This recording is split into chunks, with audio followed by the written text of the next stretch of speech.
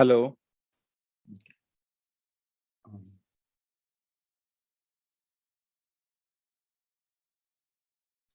Recap. Let me summarize. Let me begin by summarizing the steps that we performed in the last few lectures.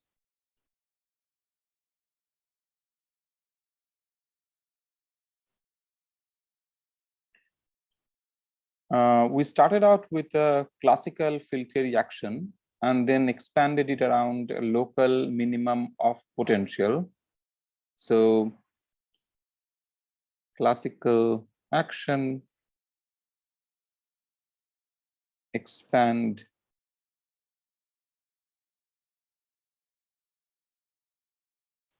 around a local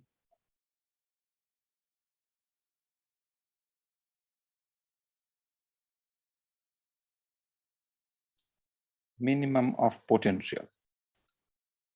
What it means is that this local minimum of potential means this expansion is being done around the Lorentz invariant classical solution. Because since it's a constant, the derivative terms don't, we are ignoring the derivative terms, so the minimum of the potential, the location of that is a constant value for the field, and that's a Lorentz invariant configuration. And because it's a minimum of the potential, it's also a classical solution. So this is a Lorentz invariant classical solution. Then we did a perturbative quantization using path integral.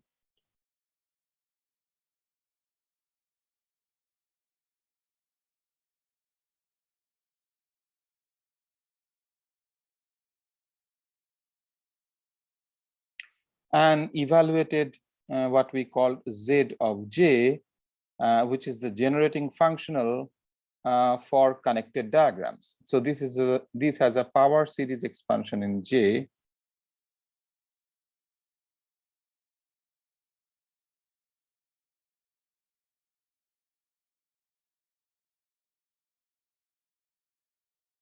And it's only it contains all connected diagrams.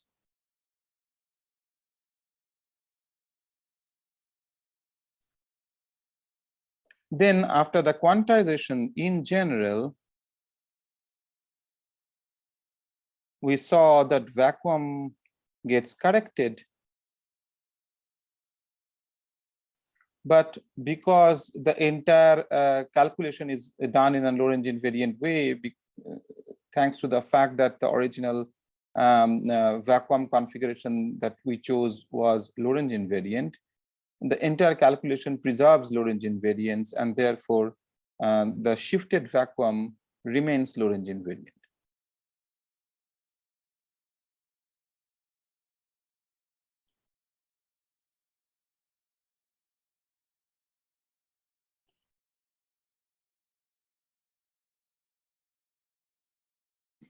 Then to define effective action, we performed a Legendre transformation.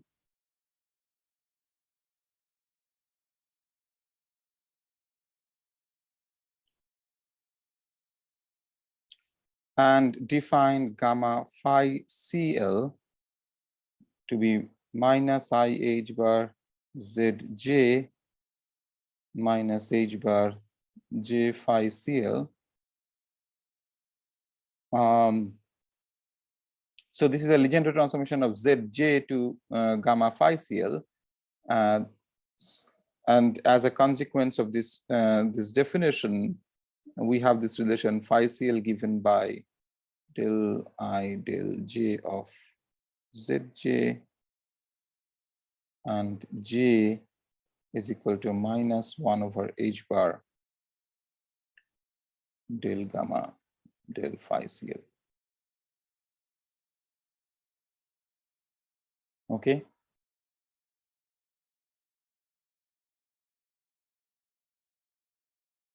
And this is called 1pi quantum effective action.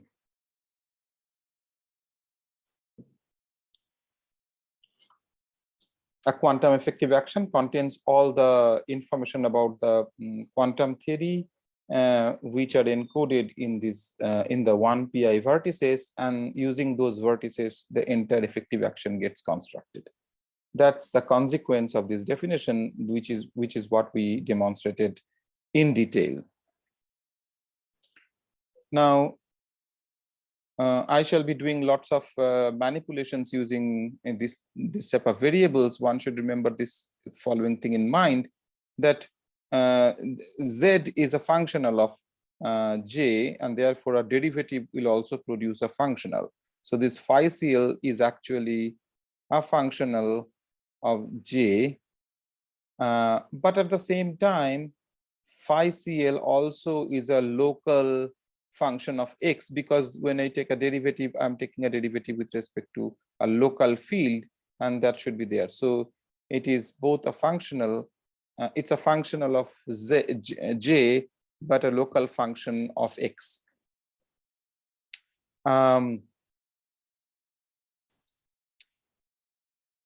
Now, if you take this, you see j equal to 0. If you take j equal to 0, then phi CL of j equal to 0 would correspond to this first derivative of gamma being 0. So if we know this functional and set j equal to 0 in that equation, then whatever value we have is basically a classical solution to this equation. But then we know that from Lorentz invariance that it is going to be a constant. So a classical solution, so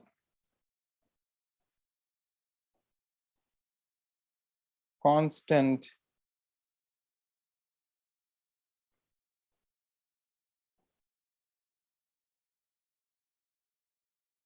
classical solution of gamma is this phi CL lower bar, which you can which we know from this relation should be given by this, and that is the constant tadpole that we calculate, that we discussed earlier.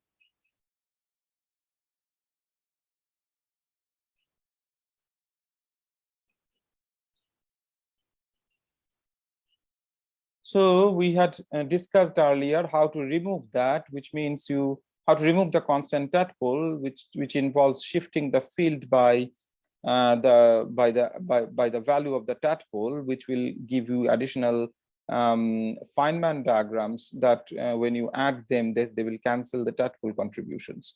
So in this case, you are when you in the language of the effective action, you are basically redefining the 0 of phi classical, phi CL, to be at this. So redefine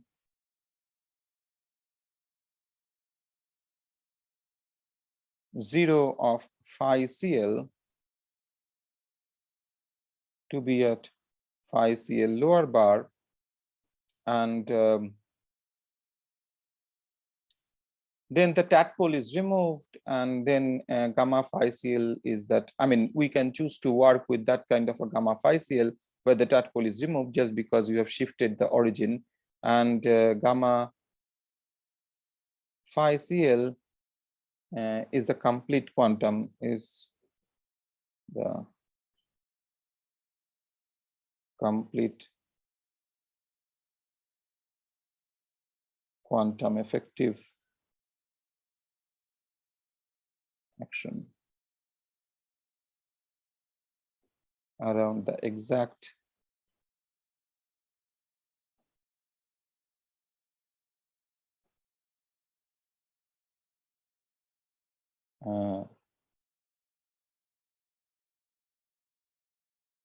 quantum shifted vacuum. Okay, that's the procedure. I mean, that would be the interpretation of gamma.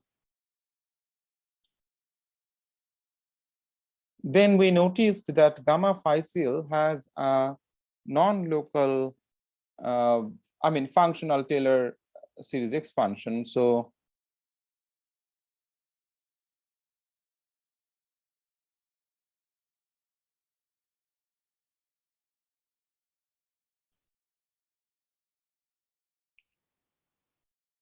then gamma phi seal, if you perform that expansion, then gamma phi seal will be given by sum over n equal to 2 to infinity 1 over factorial n del n gamma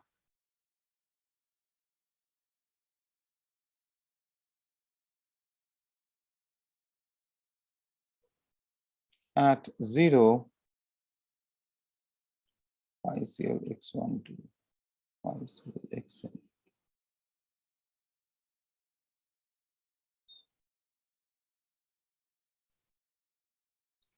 That would be a functional Taylor expansion, and it's a non-local thing because you have integral over all these n variables. Okay, now for n equal to 2, if you take n equal to 2, you get the result you get, we calculated it, is this.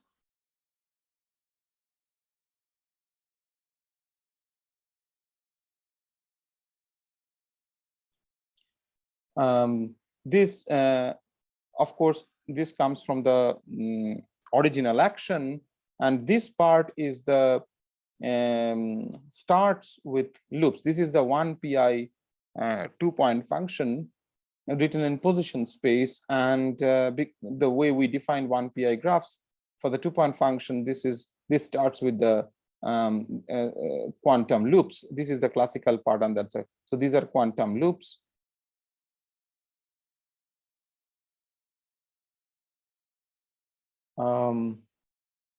And for n equal to 3, we showed that in greater than or equal to 3, we showed that this Taylor expansion coefficient is given by the n-point 1pi vertex.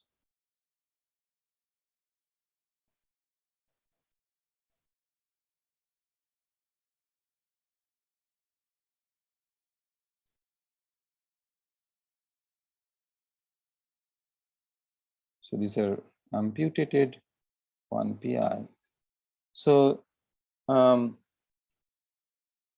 this n-point 1pi vertex we discussed earlier, that has the structure where it begins with a primitive vertex,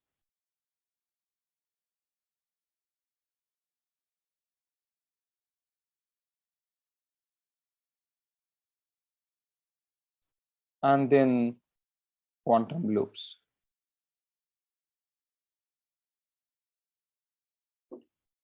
This contribution, this is just the primitive vertex of the original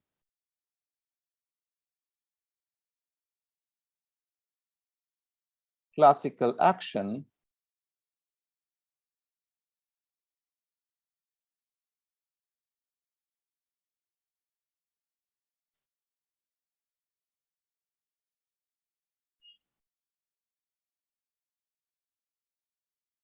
The reason, if it is a n-point 1pi, this is going to be the n-point primitive vertex in the classical action. Of course, you can get n-point an n-point amplitude from lower n vertices. For example, you can get a 4-point amplitude from 3 vertices. So this is a 4-point amplitude, but from 3 vertices at the tree level, at the classical tree level, but this is not 1pi. If you cut it, it will fall apart. So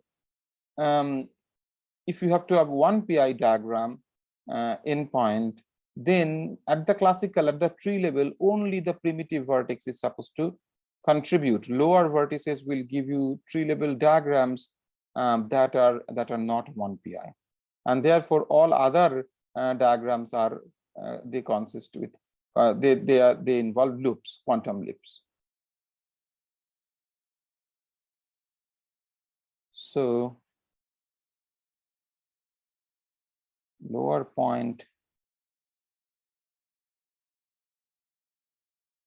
primitive vertices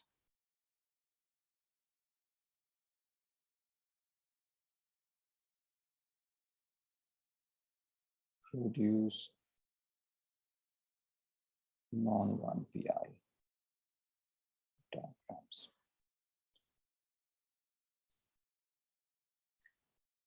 Now it may happen that for a given value of n, the original classical action does not have a primitive vertex.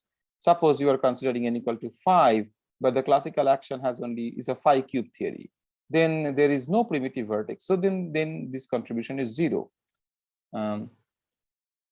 But this is the most general way of writing it. So that means in the h bar going to 0 limit, which is the classical limit, both in the n equal to 2 case, this part is going to go to 0 because they start with loops, and this part will also become 0. You will be left with only this part for the kinetic piece and the primitive vertices, and that's exactly the classical action. So this implies that limit h bar to 0 gamma of phi cl is same as this classical action.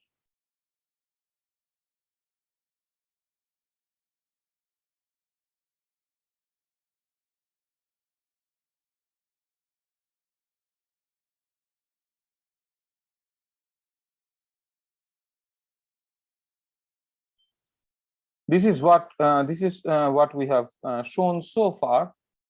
Now all these results that we are describing here, in particular this one, is a result of the fact that we have chosen a Lorentz invariant vacuum. We have done analysis around a Lorentz invariant vacuum. So we could ask the question, what happens if the perturbative expansion is formulated around a non-Lorentz invariant or non-constant field configuration? So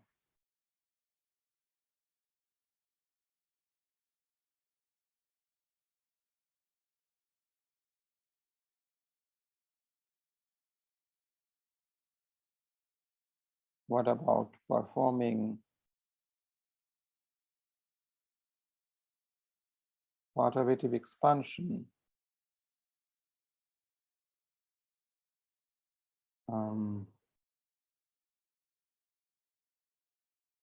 around non-Lorentz invariant or non-constant field configuration?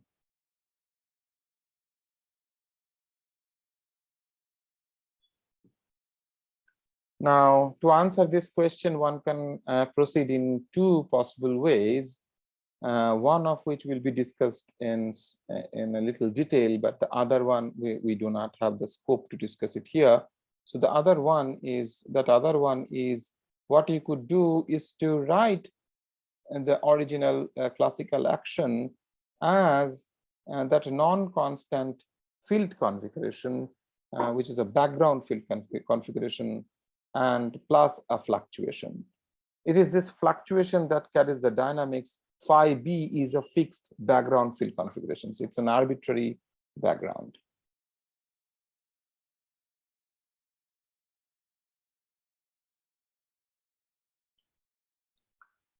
And it is this chi on which is path integrated.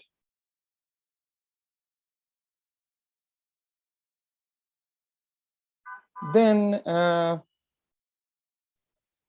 we have been, so in our calculations, we are initially we started out doing the calculation we basically with phi b equal to 0, right? We took the scalar, we took the action and path integrated, we called it phi. The chi was called phi b was 0, and we did the path integral of phi around the Lorentzian variant. We shifted that vacuum to a classical configuration, classical solution, constant solution, and that's how we defined your S phi is an expansion around that solution, constant solution, and then we did a path integral.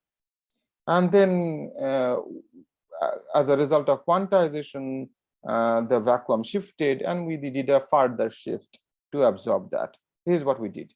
So instead of expanding the theory around phi b, that corresponds to expanding the theory around phi b equal to 0. Now what we are doing is that we are expanding the theory around an arbitrary phi b. We do not, to start with, we do not have to put any restriction on phi b. We just take an arbitrary configuration and develop the perturbation expansion. And this way, we will end up getting the generating functional wj, but now also that depends on phi b, and w and z, j and phi b. So they depend on both. So then, as a result of this phi b dependence, it implies that we end up getting new Feynman diagrams.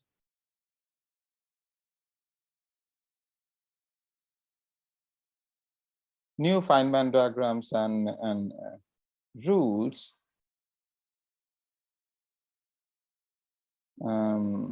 involving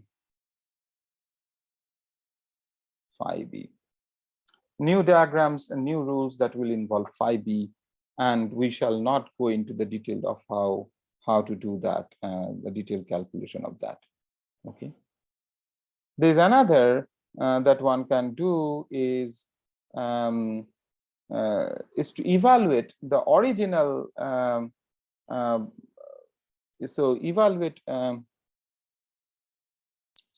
Original generating functional w or z in semi-classically.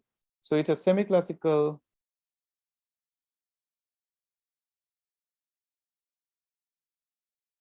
evaluation of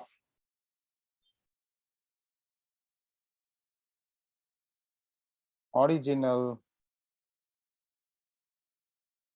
generating functionals wj or zj around the classical configuration, which we call phi lower bar. So in this case, we will just do a semi-classical expansion, and that is basically what we discussed earlier in the non-relativistic quantum mechanics, how